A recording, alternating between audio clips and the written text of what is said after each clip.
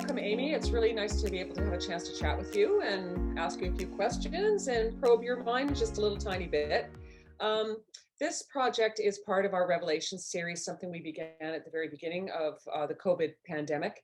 And it was a way to explore our collection in a variety of different ways. So in honor of International Women's Day, we're looking at a number of the women in our collection and looking to probe a little bit behind the work itself. So in your case, the work that we have in our collection is called The Dip. And it's something that was created, I believe, in 2010. So quite a little while ago now, particularly since you're a fairly young artist. Can you talk a little bit about this work and how it came about, where it comes from, the kind of material you're using, the kinds of ideas that are behind it? Sure. Yeah, my pleasure. And thank you very much for having me and for inviting me to participate in this series. I really appreciate it.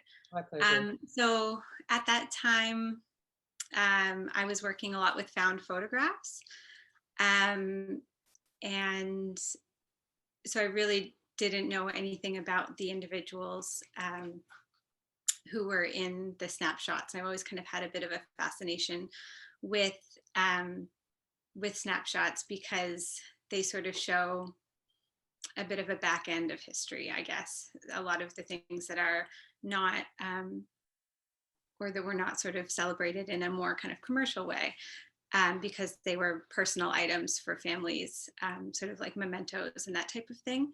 But I have quite a huge collection of other people's photographs that were mostly given to me by people who inherited albums of relatives that were kind of so far back in history that they didn't know the names of anyone or who the people were anymore, but kind of couldn't bring themselves to throw them away.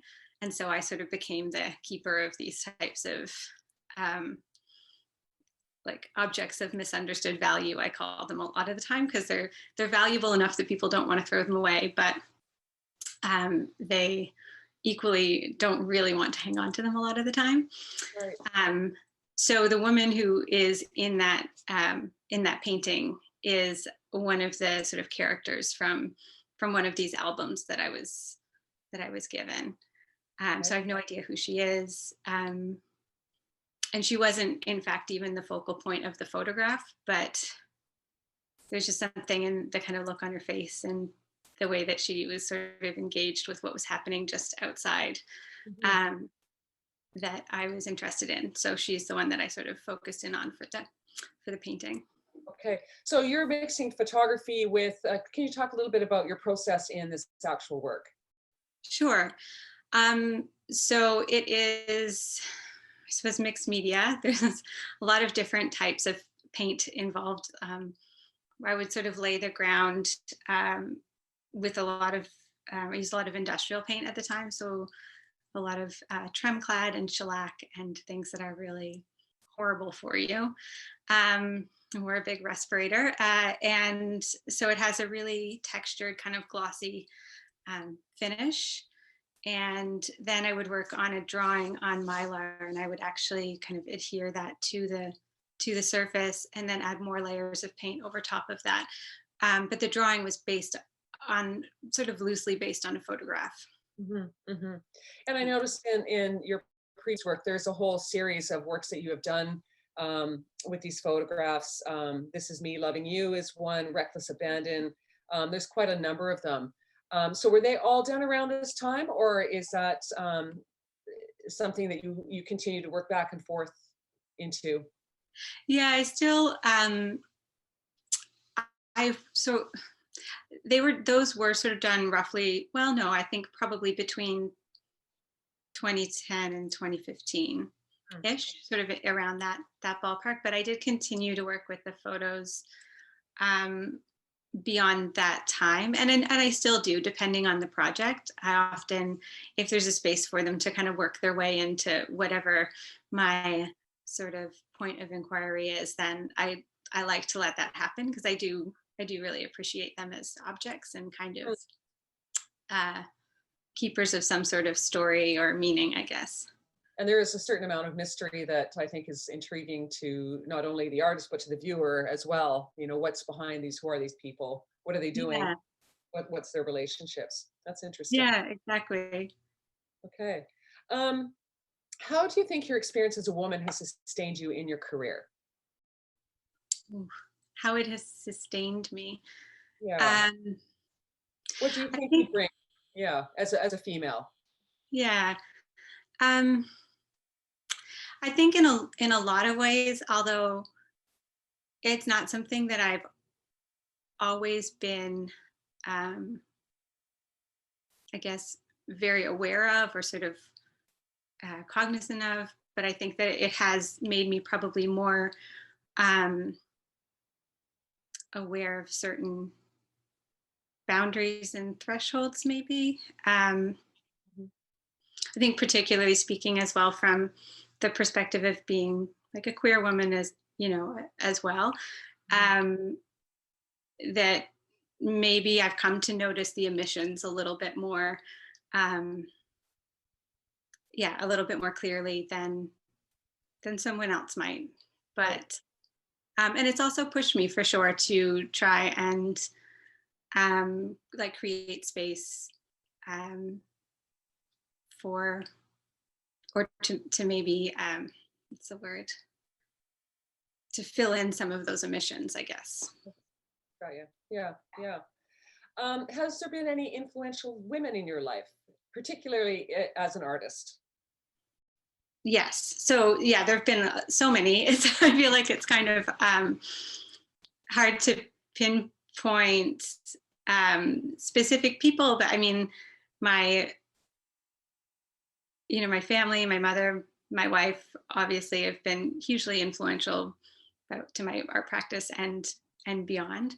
Mhm. But I've also um, recently, especially, had the opportunity to work with um, a few artists who are sort of more advanced in their career stage, I suppose, than I am, and I've sort of worked with them mostly curatorially, and they've been very kind of inspiring to me.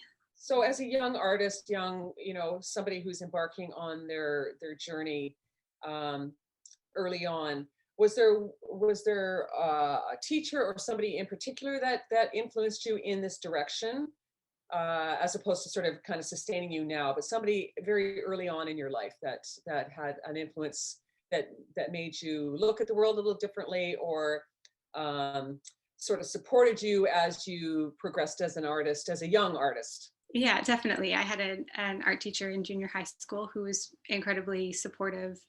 Mhm. Um, and I also had a violin teacher who was also really influential. They both were really supportive of my like visual arts practice. Mhm. Um, when I was young, like kind of grade 7, 8, that sort of Right, age. right. Yeah. So what would your earliest memory of art be? Do you remember when it struck you, this visual world, the opening up of the visual world to you, that it became something that, was either an obsession in some cases, or something that just was like a eureka moment, or just something that just kind of slid in? It happens differently for different people, but do you have an early recollection of something like that? Um, I don't have a recollection of a specific moment. I can't recall the absence of it. Hmm. Um, it was something like I always had sort of busy hands, I guess. Like I was always sort of doing something, drawing something, making something, um, whether it was inside or outside. I was always kind of working at um, yeah, working kind of with my hands and my imagination in tandem. Hmm. Hmm. Hmm. You're both an artist and a curator, and I believe you said you write curriculum as well. Mhm. Um, so tell me how these three sort of facets of yourself um, coalesce. How do you manage them? How do you work within them? Um, just talk a little bit about those three things, or how they came to be part of your complete artistic practice. Sure. Well, I think I guess like first in terms of how they work together, I think of those three elements very much as just being sort of different disciplines within my overall practice, I guess, as an artist. And the like, of course, the art making has sort of just always been there, but the teaching is something that I've always really enjoyed, and I think that they're all sort of just different ways to share things, basically. And the curatorial element, I suppose, happened later, but I came to love it when I was working with Third Space Gallery in probably 2009 or so. Just I was helping kind of do their grant writing and that type of thing, and really enjoyed making the connections between the different projects that we had lined up, and trying to streamline, I guess, the grant writing process by sort of curating things together a little bit. And so I really enjoyed that, and pursued it a bit further while I was in London, and now like continue to do so. But a lot of the ideas and the way that I approach both my sort of teaching and curatorial practice are very much, I think, from an artist perspective. And a lot of the themes and the ideas that I'm engaging with in the curatorial practice and the teaching practice also really overlaps with those that my art practice sort of delves into. So for me, it's sort of it's all one thing. I know that it is kind of, different disciplines, but it feels very, very cohesive, like one sort of fits into the next, and they kind of all feed each other, I guess. Mm-hmm. Are you working on a curatorial project at the moment? I am, yeah. I am working on two right now. One is for a commission for Third Space Gallery, and it is going to be my first online project, so I'm very excited about that. I'm working with an incredible group of 11 artists, which is quite a big group. Yes, it is. Yeah, and they're from across the country. And then I'm also working on a project for Platform Center in Winnipeg, so which is another group exhibition that will be in person someday. Yeah. It's scheduled for the fall, so for November. So we'll see. Hopefully that will be feasible by then. But yeah.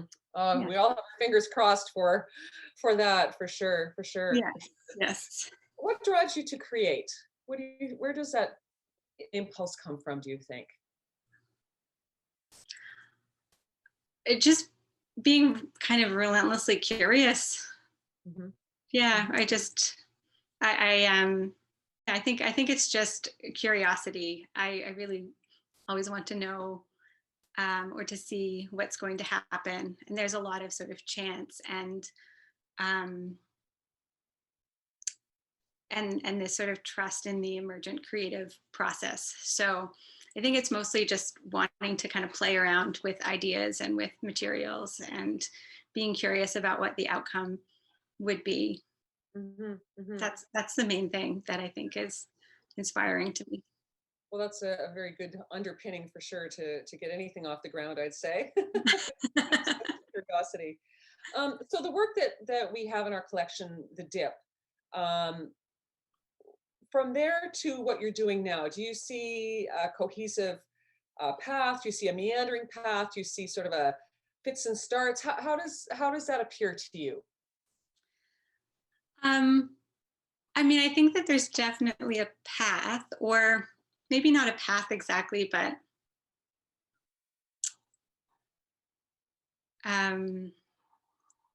maybe a series of waterways, like tributaries or something. It's definitely meandering, but it's all, for me anyway, it's all very like traceable, I suppose, to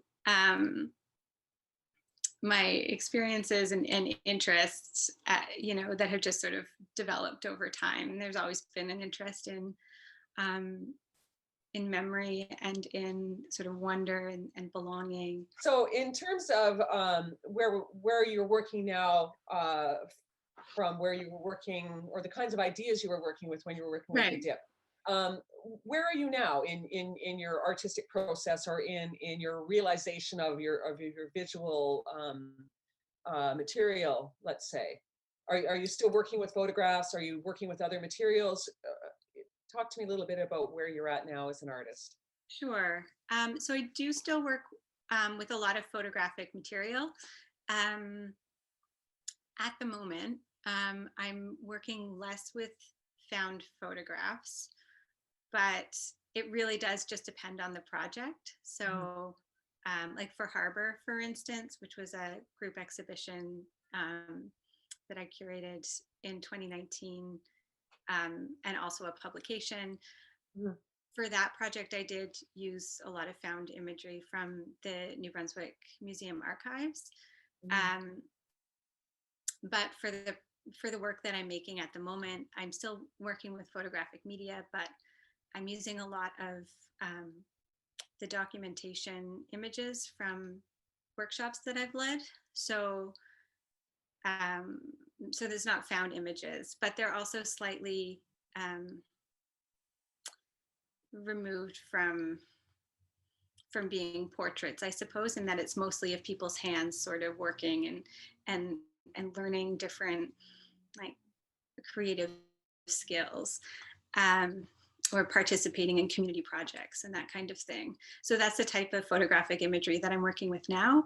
Um, and most of it is sort of um, developing as cyanotypes that are um, that have sort of some media, like mixed media intervention, stitching and paint and that kind of thing. Um, yeah, so photography is definitely like a fairly constant thread through my practice, but equally, I'm no photographer. So I'm much more interested in manipulating the images than I am in actually sort of taking them. Right, right. So what about your collaborative projects? That was something else I meant to ask you. So not only are you an independent visual artist or curator of other artists, but you actually work in these collaborative projects. Can you talk a little bit about some of those projects? Yeah, I think in a lot of ways, my like the bulk of my practice is collaborative, in the sense that yeah, even my approach to curating is quite collaborative, I suppose. But the sort of more community based projects are yeah, I absolutely love doing them, and they've sort of, I think, transpired out of my interest in teaching. Um,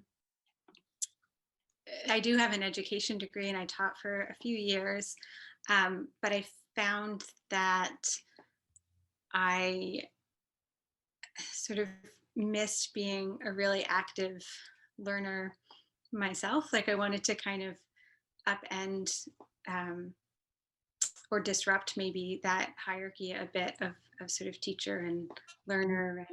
And so I find that community engagement projects are a really nice way to be able to do that, where you're still sort of pursuing ideas, and there's a lot more sharing and a lot more like joint making, I guess. So you have this collaborative outcome in the end, and where I've also, you know, learned as much as anyone else Mhm. involved. So it's not like I'm imparting some kind of um, I don't know, it's like Great wisdom. yeah, exactly.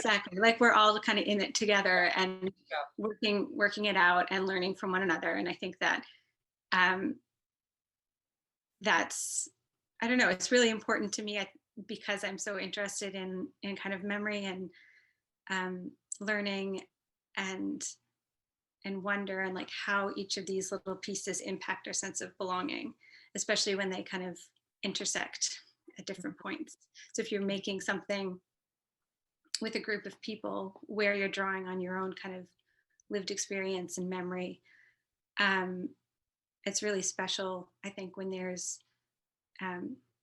like individual growth within like a shared experience. And a bonding that happens because of that. Yeah, absolutely. Yeah. Yeah. So, for example, a project like Muscle Wire, would you have set sort of the idea in motion and then let people kind of work that, or how would that process have come about? Yeah. So Muscle Wire was a really fun experimental residency, basically, with myself and another artist, Emma Finn, who is based in London. And we worked with 15 high school students and just invited them into our residency. We had kind of this gallery space for a month. And so we started by just presenting lots of questions. And we had an aim for the residency, which was to research around the idea of the future of memory with a group of teenagers. And so going into it, I think you always have certain, not expectations, but hypothesis maybe about what will happen. And so Emma and I both sort of imagined that it would take a turn towards the technological. And what we found through different, I don't know, just brainstorming sessions and discussions and that kind of thing with young people was that they were particularly interested in muscle memory and bodily memory and choreography and like these types of things. And so that turned out to be more so like the focus of the project. And also, you know, threads that have continued to travel through my own work and through Emma's as well. So it was a really, it was a really wonderful experience. It was a fun project to do. We've had quite an unusual year this year with the COVID-19 pandemic. What kind of revelations have you experienced this year? And this, I guess, ties back into the whole idea of revelations that I'm exploring here with this project. Any kind of unexpected intersection or revelation that you can put your finger on this year? I mean, I think that for me on a really, well, on many levels, but it's really highlighted the kind of the web, you know, of our existence, the sort of rhizomatic nature of everything, that one thing affects another, and that any and all of the sort of the crises that are present right now, they're all so kind of intertwined and interconnected. And I think that, yeah, it's really, for me, shone a light on that. Yeah, that connectedness, I suppose. Yeah, I find really those of us, well, all of us, I think, who, you know, we just took for granted our ability to be in touch and to have really, you know, really had to find, and I think that's the beauty of humanity is, you know, our adaptiveness and our ability to find new ways to communicate if we can't do it the old way. Yeah. And we've been forced to challenge ourselves with that connectivity. So that's very interesting. I have a little game I like to play. Okay.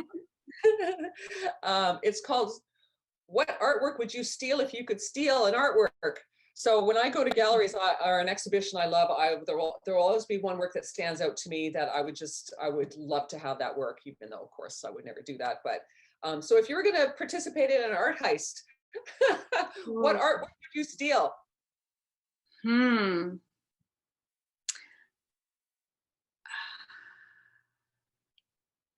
I think I would probably, oh, I don't know.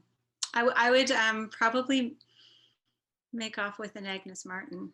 I think they're just so serene, and yeah. That's fun. Very good. And actually, Before I let you go, I did want to ask you a little bit about the reanimation project you did in 2012 with the Fred Ross mural Sure. that UNB Yeah. has. It's called The Destruction of War and Rebuilding the World Through Education. Can you tell me a little bit about how you became part of that project? Sure. So at the time, I had just finished my education degree at UNB, and was doing some work for the St. John Art Centre. And to be completely honest, in a lot of ways, I think I just was at the, right place at the right time. And I was sort of affiliated with both organizations. And also was a painter. And it just sort of worked out that, yeah, to be honest, I'm not 100% sure how it happened in the first place, but yeah, I think I was just around the art center working regularly and sort of became invited into the fold and into like the original or the early meetings, I suppose, before everything was before it was official, and then spent, I don't remember if it was 5 or 6 months painting pretty much full time to work on or to get the mural finished, with Sarah Griffin and Fred Willer, and we were just in there every day. And it was a really interesting experience of collaboration as well, because and one that I suppose my first of that kind, where we all had to become very comfortable painting over one another's work, and also trying to paint over one another's work sometimes, but in the style of somebody else. And there were so many kind of layers of like many peculiarities, I guess, that you don't usually, or that I hadn't faced before. Anyway. Right. And Fred Ross was there for most of it, was he? Absolutely, yeah. He was there for. He didn't generally kind of spend the whole day, but he'd pop in often, like most days. He would be there. Yeah. And would he provide a certain kind of guidance to you that either, I was thinking more like this, or Oh yeah, absolutely. And there was a lot of we got a lot of guidance from Fred, and a lot also from different people who were involved in the project. John LaRue and Herzl Koshetsky, Jamie Wilson, William Forsell were all kind of in regularly, kind of fact checking, the imagery and the colors. And it was really interesting too, because